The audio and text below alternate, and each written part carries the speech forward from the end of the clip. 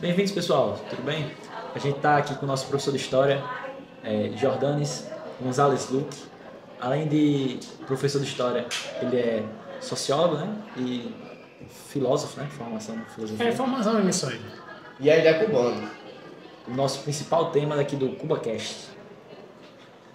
Primeiro, o senhor poderia começar se apresentando, né? Da sua forma, um pouco da sua história. Sim, como eu te falou, meu nome é Jordanes, nasci em Cuba e vivi em Cuba até uns quantos anos.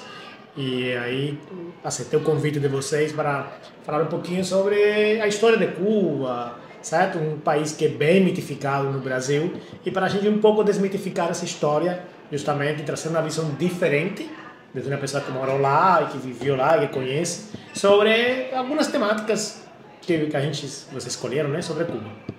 Bem, como você disse, né, falar da história de Cuba, poderíamos falar, como cubano e professor de história, o que heranças, né, a colonização deixou para a cultura de Cuba.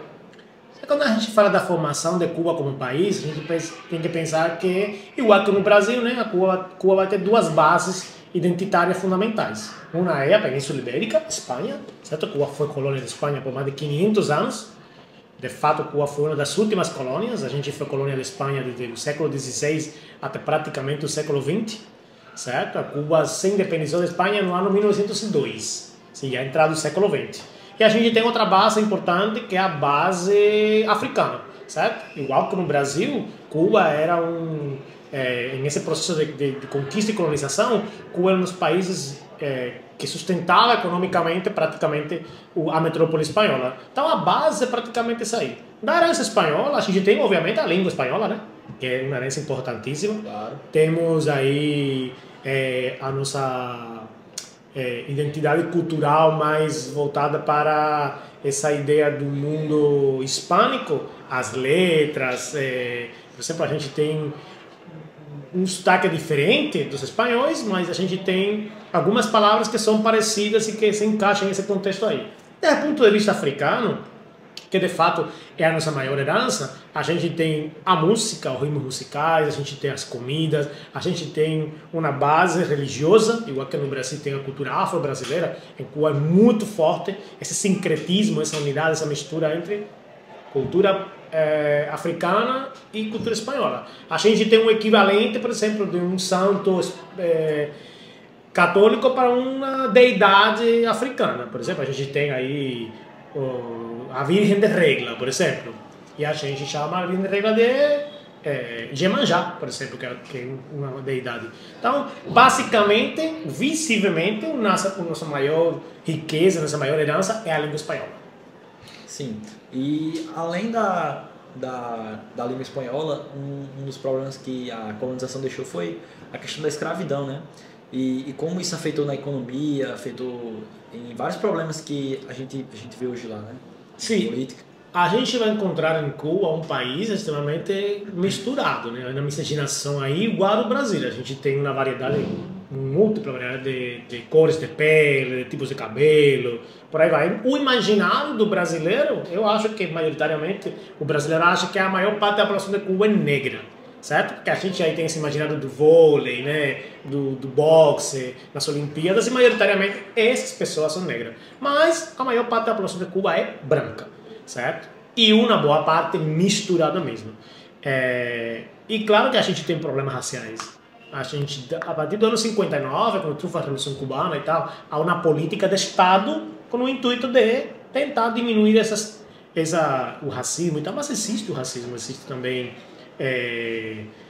um racismo atrelado a tipo de cabelo, sabe? Essa ideia, há uma diferença do Brasil. No Brasil o racismo está atrelado a cor de pele, em Cuba está atrelado a tipo de cabelo.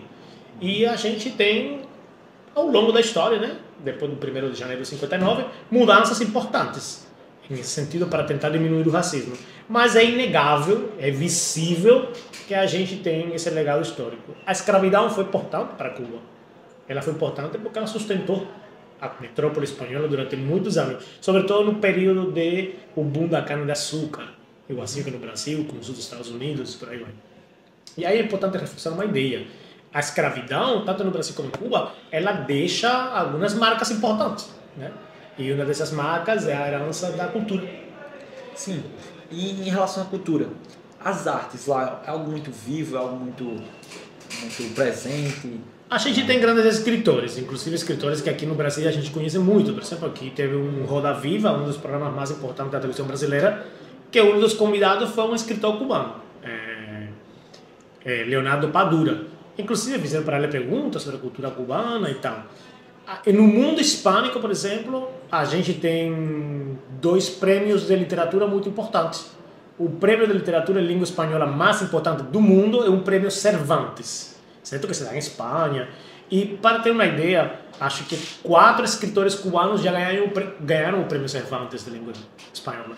E em Cuba a gente tem um dos principais prêmios de língua e literatura hispana, que é o prêmio Casa das Américas.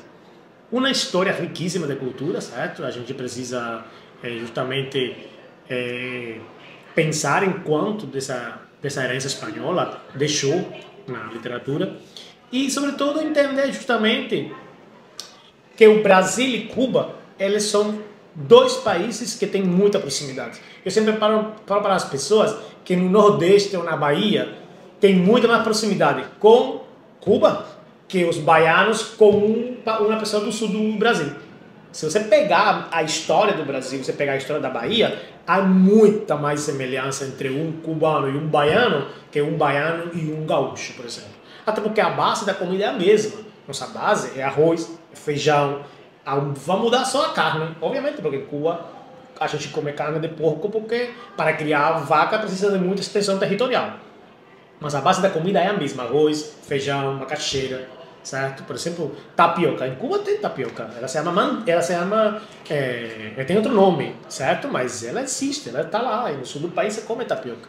Então a gente no Nordeste tem muita mais semelhança com Cuba que com o sul do Brasil, por exemplo. Como tá chegando ao fim, né? 6 minutos só. A gente queria fazer umas perguntas bate e volta a você, de 2 escolhas. Topo demais. Pode começar. Você prefere praia ou montanha? É complicado, porque Cuba é uma ilha, né? Então a escolha é fácil. Praia. Daiquiri ou mojito? Mojito. São 2 bebidas, né?